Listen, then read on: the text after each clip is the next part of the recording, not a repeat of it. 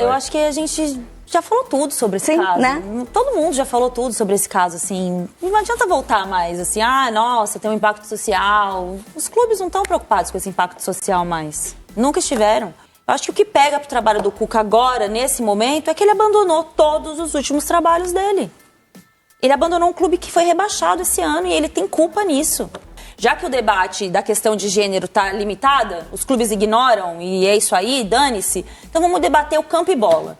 Eu quero que me convençam que ele merece essa moral toda que ele tem recebido como treinador nos últimos anos. E aí, só Minas Gerais, porque a gente vai conversar com a Laura Rezende, repórter setorista que acompanha o dia a dia do Atlético Mineiro, para falar das últimas movimentações no Atlético Mineiro e, claro, da notícia que está repercutindo nos últimos dias da contratação do Cuca de volta ao Galo, agora para 2025. Laura, bem-vinda aqui ao Tá Na Área mais uma vez, minha amiga, boa noite para você.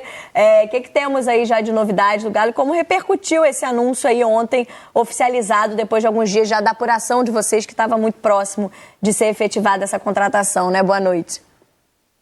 Ei, Camila, boa noite para você, Ana, Grafa, todo mundo que está acompanhando Tá Na Área.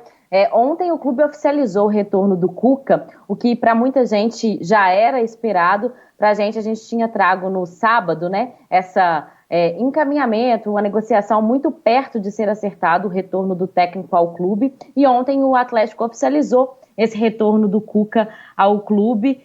O Atlético ficou quase um mês sem treinador, um mês aí de muitas apurações, porque o Atlético, de fato, não tinha o Cuca como plano A para esse retorno ao clube. O Luiz Castro foi o treinador que o Atlético queria, tinha planejado, chegou a negociar, esteve perto de um acerto e acabou que não avançou na reta final das negociações. E a apuração que a gente tem é que na última semana o Cuca era aquele contato de emergência, sabe, Camila? Assim, não deu certo, vamos procurar o Cuca, que a gente sabe que vai ter um contato ali de emergência, que vai aceitar essa proposta por mais 2 temporadas. Esse é o tempo de contrato do treinador com o Atlético. Chega para sua 4ª passagem no clube, né? Campeão da Libertadores em 2013, campeão brasileiro e da Copa do Brasil em 2021, retorna em 22 para terminar a temporada ali depois de 6 meses de trabalho do Turco Mohamed, que não foi satisfatório para a direção do clube, ele é demitido e aí o Cuca chega para finalizar o ano e deixar o Atlético na pré-Libertadores. E aí o Cuca chega para essa quarta passagem no Atlético com 2 anos de contrato. Resta saber se ele vai cumprir o contrato, porque não é muito do perfil do treinador. Esse é um ponto importante nessa contratação, a questão dos últimos trabalhos, a gente vai falar sobre isso. Tem deixado na mão, né? Não tem terminado os seus trabalhos nos clubes ou não tem renovado os contratos, mas tem a questão, o impacto social dessa contratação, que é o mais relevante, que continua sendo, porque não é a primeira vez que esse assunto é debatido, muito pelo contrário, ele tem ganhado cada vez mais repercussão e cada vez sendo mais fonte, né, de reflexão, de oportunidade de reflexão. Contextualizando, né, a questão, esse impacto social, o Cuca, nos últimos anos, foi cada vez mais pressionado a falar sobre um assunto muito importante na sua vida pessoal, mas que também tem impacto para um clube gigante do futebol brasileiro, para os clubes de Série A do futebol brasileiro. Mas o Cuca, junto com outros jogadores à época do Grêmio, isso tem mais de 30 anos, foram acusados naquele momento na Suíça e condenados ali. Depois disso, voltaram ao Brasil. Durante muitos anos, esse assunto sequer foi pauta, sequer foi mencionado. Viveram suas vidas naturalmente, como se nada tivesse acontecido, mas nos últimos anos isso foi retomado, e aí com muita pressão, principalmente da imprensa brasileira, de mulheres, principalmente. Esse assunto foi sendo cada vez mais trazido à tona, porque ele precisa ser discutido, precisava ser tratado com a importância que ele tem que ser tratado, e durante muito tempo foi minimizado. E aí, com essa pressão social, esse assunto foi, inclusive, tratado pelo Cuca, finalmente, nesse ano de 2024, que ele se recusava a falar sobre esse tema. Inclusive, seus advogados resolveram voltar ao Tribunal de Justiça da Suíça para tratar desse processo. Até então, havia uma condenação. Nesse ano, os advogados conseguiram que a Justiça da Suíça voltasse ao processo apenas para não julgar o mérito, não definir se o Cuca é inocente ou culpado, mas voltaram ao processo porque havia um entendimento de que ele foi condenado à revelia porque não teve direito à defesa à época. O que o Tribunal da Justiça Suíça definiu no início desse ano é que entendeu que de fato a condenação aconteceu por revelia e cancelou, anulou a condenação. De novo, o mérito não foi julgado se o Cuca é inocente ou culpado e os outros envolvidos, mas essa condenação deixou de existir e hoje ele não é um condenado mais por esse crime, mas existe o processo, houve a denúncia e houve esse processo que hoje, por uma questão de decisão do Tribunal da Suíça, não será retomado. O processo não será julgado novamente, mas de fato houve nessa início de ano essa tentativa do Cuca e dos seus advogados de voltar a falar sobre o assunto. Inclusive, o Cuca divulgou uma carta no início da temporada, ainda no Atlético Paranaense, em que ele fala sobre toda essa cobrança que ele recebeu nos últimos anos para falar sobre esse tema, a relevância que ele tem. E desde então, nos últimos anos, isso tem sido um assunto muito importante, com a necessidade de reflexão, de debate em muitos programas esportivos, inclusive. Confesso, e disse ontem isso no Sport TV News, que falamos sobre isso durante muitos anos, Ana, e sei o quanto você, por exemplo, foi muito atacada por isso. E hoje é um assunto que, quando a gente debate, tem que trazer à tona de novo, nos causa uma certa sensação de revirada de olhos. Tipo, de novo, a gente falando sobre isso. Porque acho que é importante, falei, claro que essa necessidade, essa discussão foi fundamental para que a gente tivesse esse assunto com a importância e com o debate que ele precisa ter, porque a gente fala de violência contra a mulher no futebol, e aí não só esse exemplo, mas muitos outros casos, como é relativizado, como é minimizado, e não se aproveita o impacto que o esporte, que o futebol tem para discutir um assunto como esse, como o futebol é muitas vezes propenso e aceita muito facilmente a violência contra a mulher, mas confesso que a gente já falou tanto, né? Eu acho que é o momento que eu confesso, ontem disse isso no Sport TV News, espero ouvir meus colegas, espero ouvir os homens falando sobre isso, mas essa reflexão é deles, né? A gente já refletiu, já ajudou bastante, então gostaria de ouvi-los mais sobre essas discussões que precisam ser feitas e que tem para todos nós. Camila, desculpa, Grafa, eu acho que a gente já falou tudo sobre esse caso, né? Todo mundo já falou tudo sobre esse caso, assim, não adianta voltar mais, assim, nossa, tem um impacto social. Os clubes não estão preocupados com esse impacto social mais, nunca estiveram. O Corinthians não esteve, o Atlético Paranaense não esteve, o Atlético Mineiro não esteve. Eu acho que o que pega pro trabalho do Cuca agora, nesse momento, é que ele abandonou todos os últimos trabalhos dele.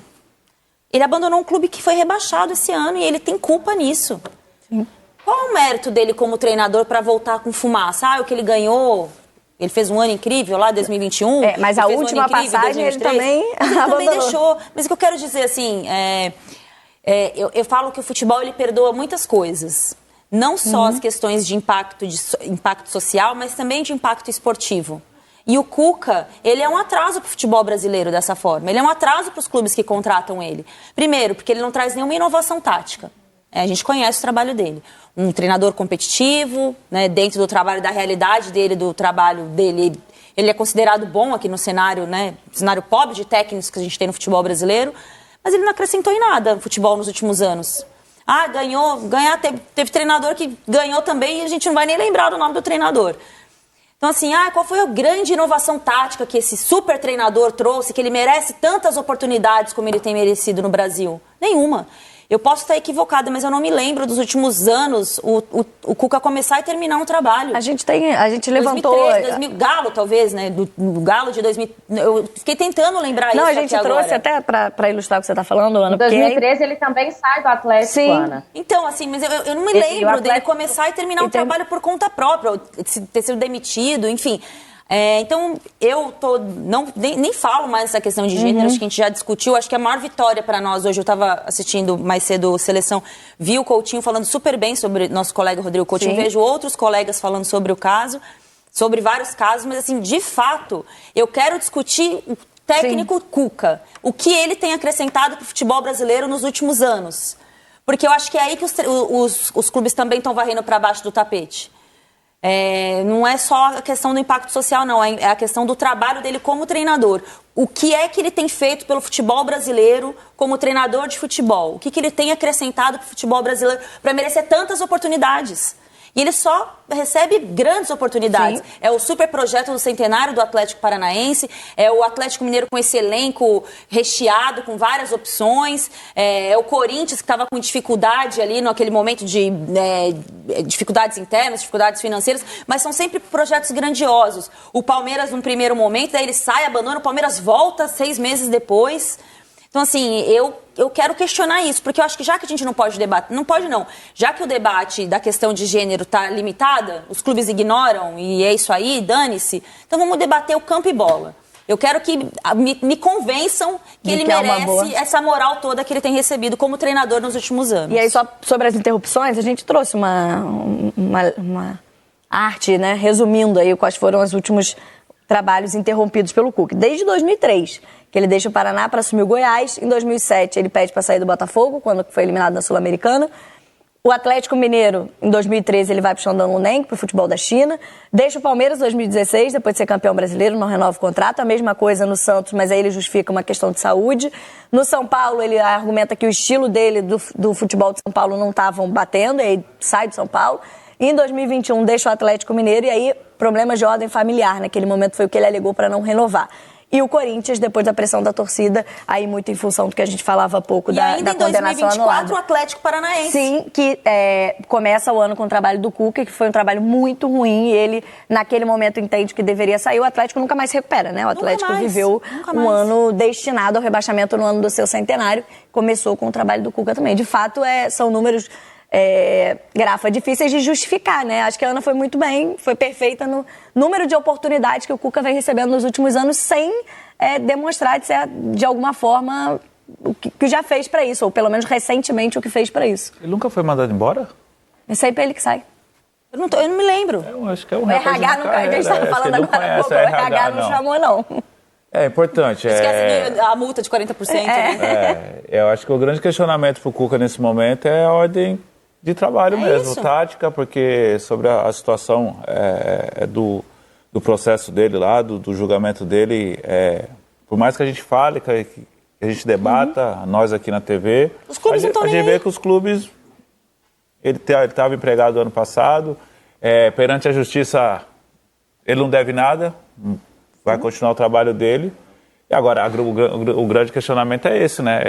Como é que o Cuca vai se comportar? Como é que vai ser o trabalho dele? Ele vai conseguir mudar o Atlético, fazer um trabalho bom, que ele não conseguiu fazer nos últimos anos? A saída do Atlético Paranaense no ano passado foi muito conturbada, briga de bastidores, discussão dentro do vestiário, essas coisas e tal. Assim, eu acho que é uma grande oportunidade para ele. Mais uma. É uma grande oportunidade para ele. Outros treinadores não têm essas oportunidades. E agora vamos ver como é que ele vai se comportar. É isso aí, a tática, a ordem tática é essa daí. A ordem tática, técnica, como é que o Atlético vai jogar, se ele vai conseguir mudar, revolucionar. Até porque a gente vai ficar batendo aqui, a minha mãe fala que dá murro em ponta de faca, né? Porque não adianta a gente ficar discutindo. Mas o debate é válido. Tem que continuar debatendo para não acontecer mais esse tipo de coisa. E aí, Laura, é um Atlético agora que não tem mais o Paulinho, mas que tem outros reforços, né? Chega o Gabriel Menino, é um elenco que tem algumas mudanças para esse novo trabalho em 2025.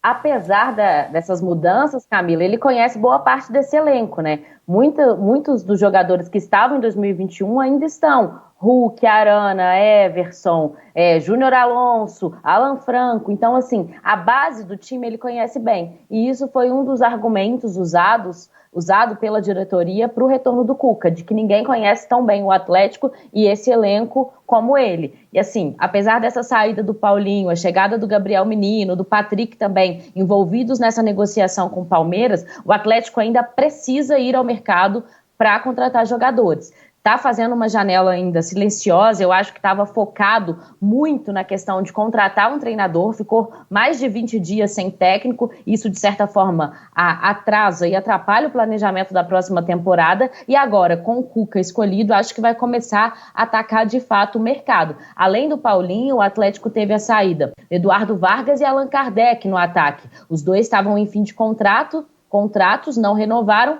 e são aí outras peças que deixaram o elenco, principalmente no ataque. Tem o Mariano, lateral direito, que também não teve seu vínculo renovado e acabou saindo do clube. Então eu acho que o Atlético tem carências, tem posições mapeadas, que vai precisar ir no mercado e contratar reforços. A gente sabe que O Atlético não ter ido para a Libertadores no ano que vem pesou muito no orçamento e no planejamento do clube. A diretoria não esperava não estar na Libertadores do ano que vem, e aí é um erro de planejamento, abandonou o Brasileiro, contava com uma vitória nas 2 finais que chegou, né, tanto Copa do Brasil quanto Libertadores, não deu certo, e aí isso impactou no orçamento, no planejamento, tudo isso impacta no que o Atlético vai fazer, no que o Atlético vai contratar para a próxima temporada.